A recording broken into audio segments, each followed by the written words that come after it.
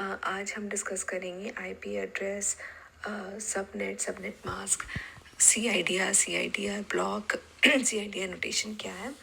मैं इन सब टॉपिक पे उतना ही डिस्कस करूँगी जितना AWS सॉल्यूशन आर्किटेक्ट सर्टिफिकेशन के लिए ज़रूरत है या आगे के ट्यूटोरियल को समझने में हमें हेल्प करे। चलिए शुरुआत से शुरू करते हैं। आईपी एड्रेस हमें लोकेशन एड्रेस प्रोवाइड करता है और ये इंटरनेट पर डिवाइसेस को एक्सेसिबल कराता है जिससे कि डिवाइसेस को रीच किया जा सके फॉर कम्युनिकेशन। तो इंटरनेट को कोई ऐसा चीज़ चाहिए जिससे कि वो डिफरेंशिएट कर सके कंप्यूटर को, राउटर को, वेबसाइट को।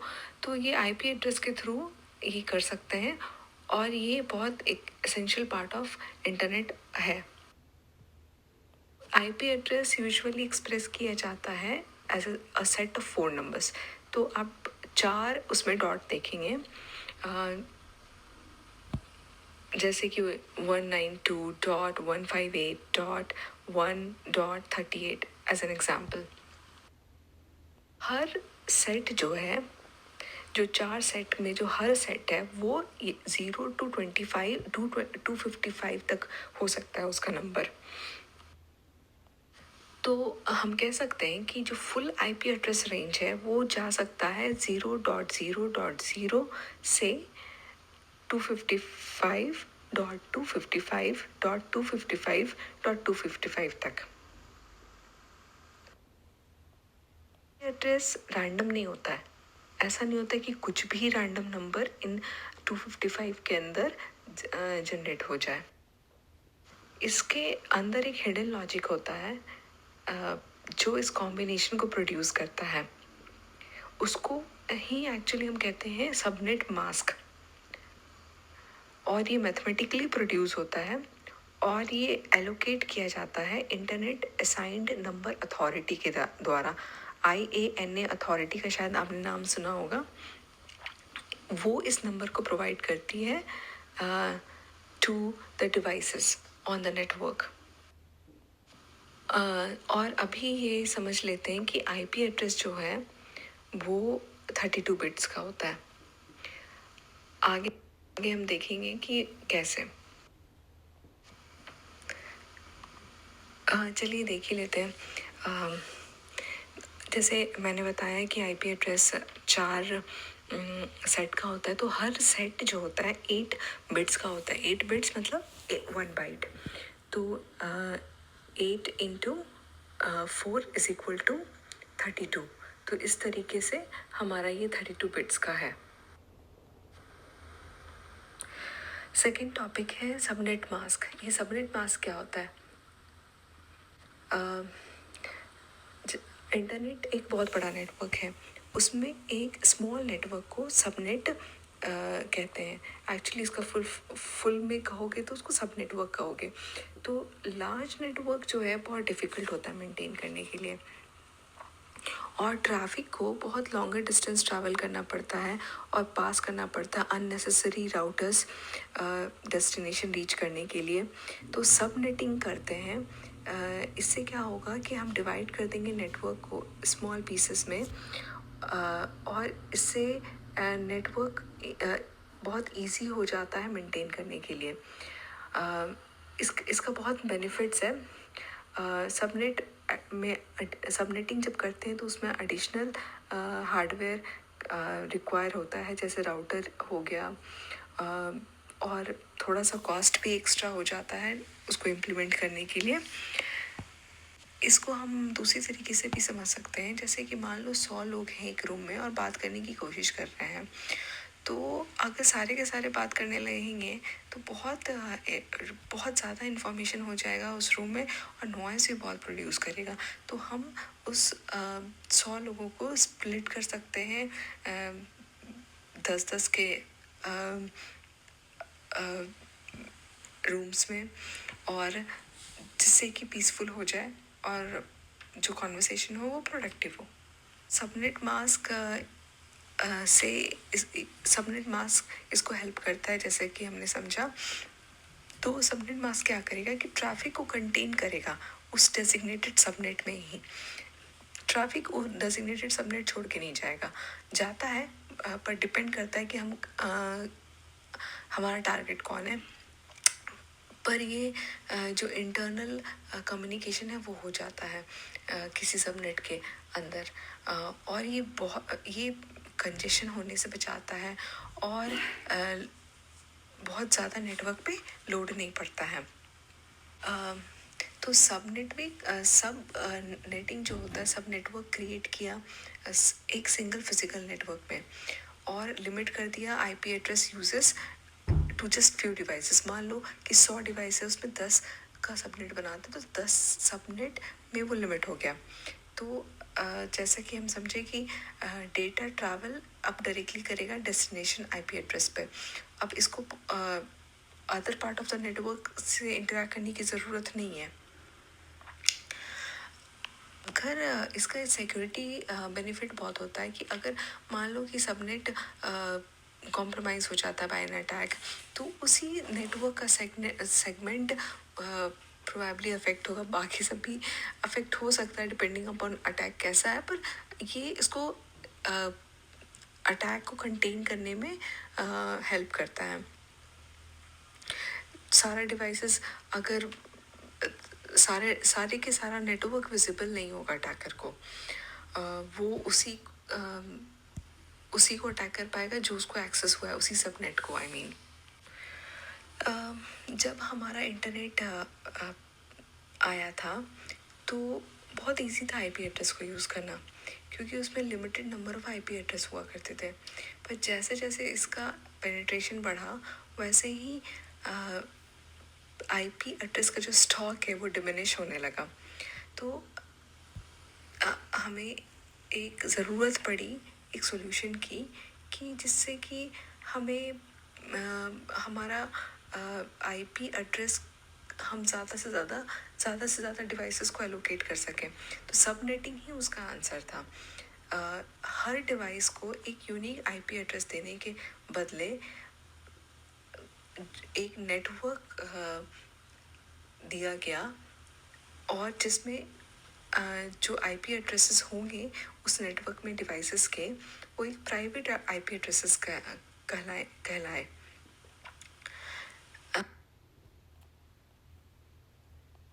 तो इसका मतलब ये हुआ कि जो भी डिवाइस है आपके नेटवर्क में, उसके पास एक आईपी एड्रेस होगा जिसका एक पार्ट वो बताएगा कि ओवरऑल नेटवर्क आईपी एड्रेस क्या है, और दूसरा पार्ट बताएगा कि वो सबनेट क्या है। मान लो कि तुमने एक कंपनी खोली, तुम्हारी कंपनी में 100 कंप्यूटर है, 100 कंप्यूटर में 10 कंप्यूटर का एक सबनेट हमने जब बनाया, तो उस सबनेट में जितने डिवाइसेस होंगे उसका एक पार्ट आपको नेटवर्क एड्रेस आईपी एड्रेस बताएगा ओवरऑल, और एक पार्ट उसका सबनेट बताता है।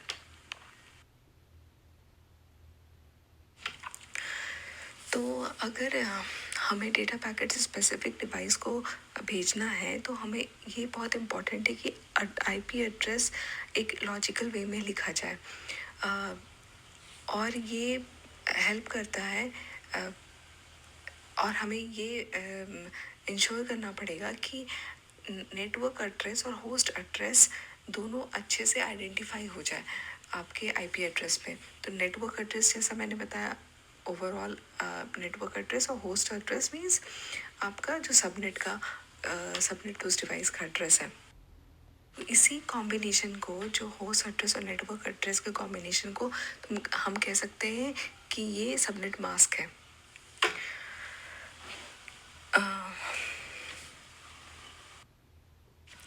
सो इस पिक्चर में भी आप देख रहे हो कि जो लास्ट का जो सेट है वो होस्ट है, और बाकी का जो फर्स्ट 3 सेट है वो है आपका आईपी एड्रेस।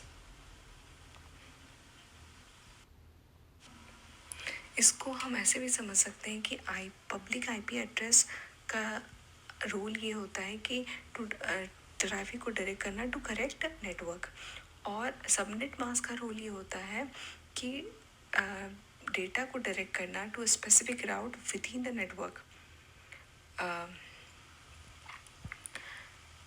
तो दोनों सिमिलर ही है, राइट। तो पर आप आईपी एड्रेस जब देखोगे तो उसमें होस्ट और नेटवर्क आईडी डिफरेंशिएट नहीं होता है।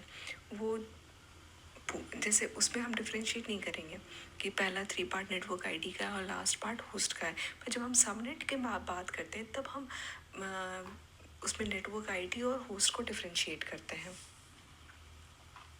आप अगर सोच सकते हो कि भाई जब आईपी एड्रेस था तो सबनेट मास्क की ज़रूरत थी, क्यों पड़ी, हम आईपी एड्रेस ही क्यों नहीं लेकर डिवाइसेस को आइडेंटिफाई कर सकते हैं विद इन सबनेट। मान लो ग्रुप बना भी लिया तो भी, पर इसमें चक्कर ये कि सिर्फ IPv4 एड्रेस से हमें ये नहीं पता चलता है कि नेटवर्क का साइज़ क्या है।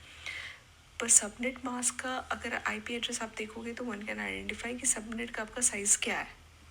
तो और दूसरी बात ये है कि जब सबनेट का आईपी एड्रेस हम देखते हैं तो ये भी हम पता कर सकते हैं बड़ा इजीली कि कौन सा होस्ट इसमें सबनेट पर है और कौन सा आउटसाइड नेटवर्क है। मान लो हमको कहीं ट्रैफिक आउटसाइड नेटवर्क भेजना है तो बड़ा अच्छे से आइडेंटिफाई हो जाएगा। और जो सबनेट के अंदर होस्ट हैं वो बहुत ही ईजली और इनडायरेक्टली टॉक कर सकते हैं to each other using router. और ये बात ध्यान में रखना है कि जो सबनेट है आईपी एड्रेस है, सॉरी सबनेट है, वो पब्लिक नेटवर्क एड्रेस नहीं हो सकता है कभी। वो इंटरनली ही रहेगा, पर इसका फॉर्मेट सेम होगा आईपी एड्रेस से। चलिए अब जानते हैं कि CIDR क्या है और इसको कैसे यूज़ करते हैं। तो CIDR का फुल फॉर्म है क्लासलेस इंटर डोमेन राउटिंग और सबनेटिंग। तो इसमें भी सबनेट की बात हो रही है और इंटर डोमेन राउटिंग की बात हो रही है। पर ये CIDR क्या है, ये एक मेथड है, ठीक है। इस मेथड को यूज़ करके हम असाइन करते हैं आईपी एड्रेस, जो आईपी एड्रेस असाइन करते हैं विच जो इम्प्रूव करता है एफिशिएंसी ऑफ एड्रेस डिस्ट्रीब्यूशन और रिप्लेस करता है प्रीवियस सिस्टम बेस्ड जो बेस किया गया है class A class B class C network पर। अच्छा, आप लोग सोच रहे होगे कि what the heck is this class A class B class C network. I will talk about it. पर ये समझ लो कि ये एड्रेस डिस्ट्रीब्यूशन का एफिशिएंसी बढ़ाने के लिए ये मेथड का इन्वेंशन हुआ। वो जैसे मैंने मेंशन किया class A class B class C network, तो ये सारे नेटवर्क अब ये क्लासेस अब यूज़ नहीं होते हैं। अब हम यूज़ करते हैं CIDR को। पर कभी कभी आप देखोगे कि एडमिनिस्ट्रेटर ऑब्सोलीट होने के बावजूद भी क्लासेस का नाम लेके यूज़ कर रहे हैं। अगर वो ऐसे नेटवर्क को रेफ़र कर रहे हैं जो इस रेंजेस में फॉल करता है या तो सिमिलर साइज़ है टू पर ये ऑब्सोलीट हो चुका है कम्प्लीटली। तो जब हम class A class B class C पहले हम जानते हैं, फिर हम CIDR पे वापस जाएंगे। तो जब हम क्लासेस की जो बात की तो एक्चुअली डिफरेंस इन तीनों में है कि टोटल नंबर ऑफ होस्ट कितने हुए हैं। जैसे ये नेटवर्क का डिवीज़न है, तो क्लास ए का जब हम बात करते हैं तो हम कितने नंबर ऑफ होस्ट की हम बात कर रहे हैं। क्लास बी का उसमें कितने डिवाइसेस हैं, सॉरी होस्ट समझो या डिवाइसेस उसको बोलो, कितने number of devices class B में है या कितने number of devices class C में है। जैसे कि क्लास ए में एक बहुत स्मॉल अमाउंट ऑफ नेटवर्क है with a large amount of, sorry class A को बोल सकते हैं कि बहुत छोटा नेटवर्क है with large amount of host IP available, ठीक है। छोटे नेटवर्क में बहुत रहता है। तो ये यूजुअली ह्यूज कॉर्पोरेशन के द्वारा कॉर्पोरेशंस के द्वारा यूज़ होता है। जैसे बड़ी बड़ी कंपनीज हो गया, जैसे माइक्रोसॉफ्ट हो गया, गूगल हो गया, तो समझो कि क्लास ए उसने यूज़ कर लिया क्योंकि उनको बहुत सारे होस्ट को असाइन करना है आईपी एड्रेस। और क्लास बी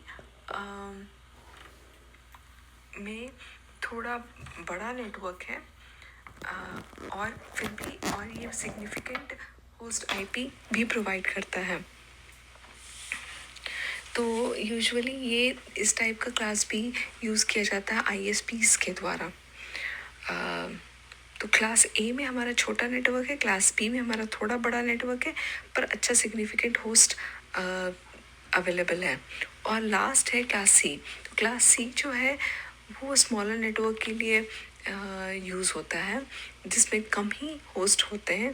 सॉरी, उसमें बहुत लार्ज, बहुत ज़्यादा कम नहीं होते, सॉरी, बहुत ज़्यादा होस्ट रहते हैं with in the same network. दो क्लासेस और हैं, क्लास डी और क्लास ई। यूजुअली ये सारे के सारे गवर्नमेंट और रिसर्च इंडस्ट्री में यूज़ होते हैं। तो जैसे आप और ये class A, class B, class C का ये पिक्चर में देख लो आप कि इसके ये किस तरीके से नेटवर्क और होस्ट डिवीज़न है। क्लास ए में देख रहे हो नेटवर्क छोटा है, नेटवर्क का पार्ट और होस्ट का पार्ट बड़ा है, ज़्यादा होस्ट है। क्लास बी में वैसे ही नेटवर्क अब क्लास ए में 8 बिट का ही है, क्लास बी में 16 बिट का हो गया है, और क्लास सी में 24 बिट का हो गया है। और नंबर ऑफ़ होस्ट भी मैंने इसमें मेंशन किए हुए हैं कि कितने। क्लास ए में तो करोड़ के हिसाब 1 करोड़ से ज़्यादा है होस्ट, और क्लास बी में 65,000 के लगभग, क्लास सी में तो बहुत ही कम होस्ट है। तो क्लास सी वो है जहाँ पे नेटवर्क स्मॉल है और large group of IP address वो रिक्वायरमेंट नहीं है। जैसा कि आप पिक्चर में देख रहे हो कि क्लास ए 8 बिट का ही है नेटवर्क का साइज़, क्लास बी का 16 बिट का है, क्लास सी का 24 बिट का है, पर होस्ट बस 8 ही बिट का है, तो उसमें ज़्यादा होस्ट का रिक्वायरमेंट नहीं है। अब खैर ये सारे ऑब्सोलीट हो गए, पर जानने के लिए मैंने ज़रा सा बता दिया। तो वापस आते हैं CIDR ब्लॉक पर। तो CIDR जानने के पहले हम जानेंगे कि प्रॉब्लम क्या हुई। तो प्रॉब्लम ये हो गई कि एक एग्जांपल दे रही हूँ कि मान लो कि आपका ऑर्गेनाइजेशन है, उसमें 300 डिवाइसेस को आईपी एड्रेस चाहिए, तो आप क्लास सी लोगे, क्योंकि अप्रॉक्सीमेटली 254 होस्ट ही प्रोवाइड कर रहा है एज द नंबर सजेस्ट।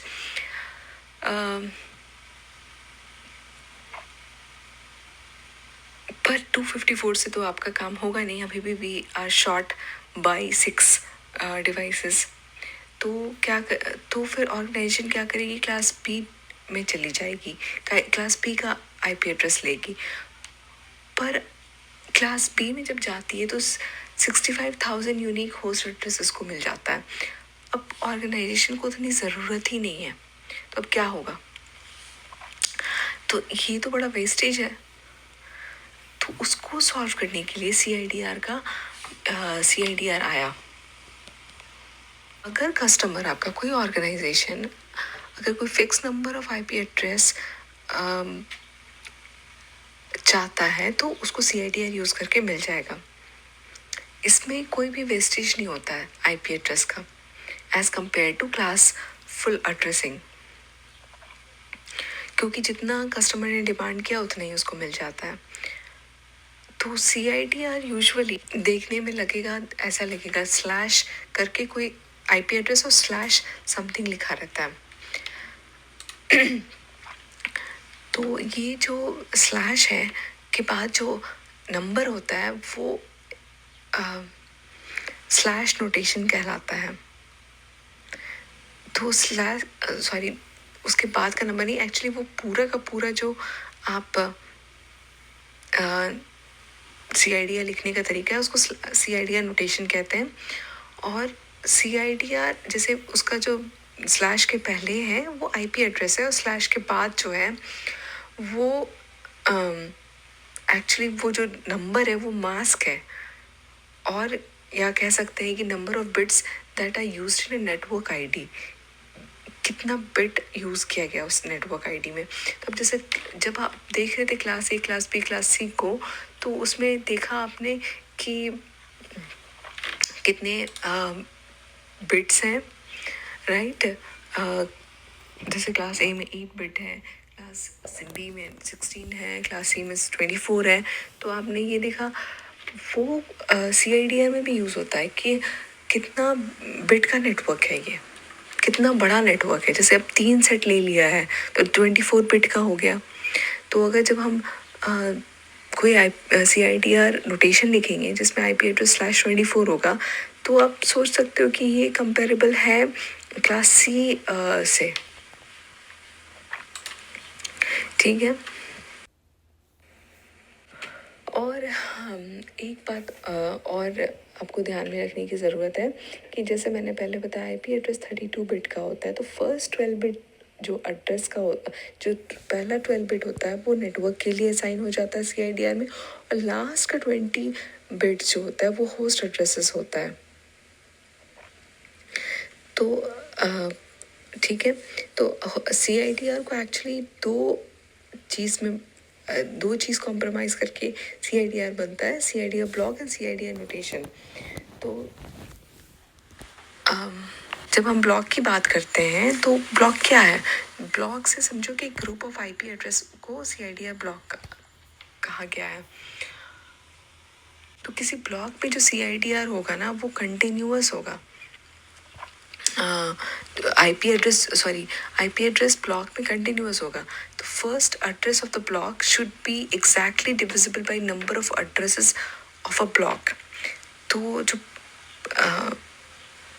पहला एड्रेस होगा ब्लॉक का, वो जितने भी एड्रेसेस हैं ब्लॉक में उससे डिविजिबल होना ज़रूरी है।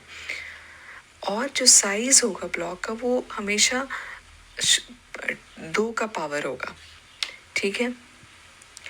ये 2-3 प्रॉपर्टी है CIDR ब्लॉक की। और CIDR नोटेशन क्या है? CIDR नोटेशन रिप्रेजेंट करता है IP एड्रेस को और सफिक्स को, जो इंडिकेट करता है नेटवर्क आइडेंटिफायर बिट्स। ये पहले भी हमने डिस्कस किया है कि मान लो /22 लिखा हुआ है IP एड्रेस के बाद, तो 22 बिट नेटवर्क आइडेंटिफायर है। तो CIDR ब्लॉक समझ लिया हमने, CIDR नोटेशन समझ लिया। और अच्छा ये भी समझ लो कि डिसएडवांटेज क्या है CIDR नोटेशन का। CIDR से थोड़ा कॉम्प्लेक्स हो जाता है रूट को डिटरमिन करना। Class A, class B, class C से कंपेयर करो तो ये बहुत अच्छे टेबल में ये स्टोर किया जा सकता था, बट CIDR का कॉम्प्लेक्स लॉजिक की वजह से थोड़ा सा कह सकते हैं कि it's not as easy as classful. तो इससे हमारा ये ट्यूटोरियल ख़त्म होता है। इससे ज़्यादा मुझे नहीं लगता है आपको जानने की ज़रूरत पड़ेगी for AWS solution architect certification. But अगर कोई ऐसे टॉपिक आएगा जहाँ पर मुझे उसके बारे में कुछ डिटेल में जाना पड़ रहा है किसी पर्टिकुलर चीज़ को समझाने के लिए, तो then I will do that.